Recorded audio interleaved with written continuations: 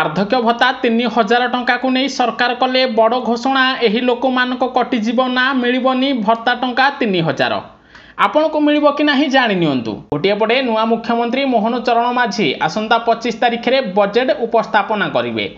Budget रे 3000 टंका भत्ता कौ दिन दियाजिबो से नहीं घोषणा करिवे। ताहा सहित भत्ता टंका पाई बजेट रे व्यवहार करिवे।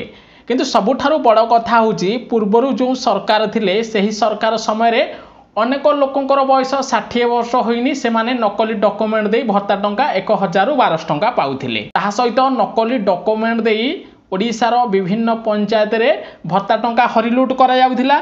जहाकु नै एक्शन मोड को आसी मोहन सरकार एबे समस्तंकर भत्ता कार्ड वेरिफिकेशन करा जिवो। एभली स्थिति रे नयागढ़ जिल्लार दुईटी पंचायतर 57 जन नकली डॉक्यूमेंट दे भत्ता टंका हरिलुट करथिले।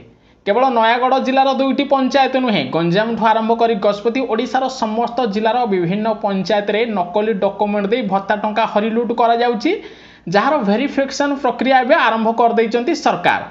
फल ओडिशार लक्ष लक्ष लोकों को भत्ता कार्ड कटिजिवो, सेमानकु भत्ता टंका मिलिबो नाही। ताहा सहित खूब शीघ्र जो माने नुआरे आवेदन करचंती सेमानकर बयस जदि 60 वर्ष रु अधिक रहिछि सेमानकु सर्वे प्रथमे भत्ता टंका 3000 प्रदान करा जिवो बोली सरकार निष्पत्ति नैचंती। बजेट रे व्यवहार हेबा परे अगस्त किंबा सेप्टेम्बर मासरु भत्ता टंका मिलिबो बोली सरकार सूचना देइचंती। जदि आपणकर बयस 60 होइछि आपण ए पर्यंत नुआरे आवेदन करनाहाती मधुबाबू पेंशन योजना रे तुरंत आवेदन करंतु आपणकु मध्य भत्ता टंका 3000 मिलिबो बोली ओडिशार नुआ सरकार सूचना देइचंती। सेतिबे वीडियो को अधिक रु अधिक शेयर करंतु। समस्त ओडिशार वार्धक्य लोकंक पाखरे वीडियो पहुंचीबा निहाती दरकार।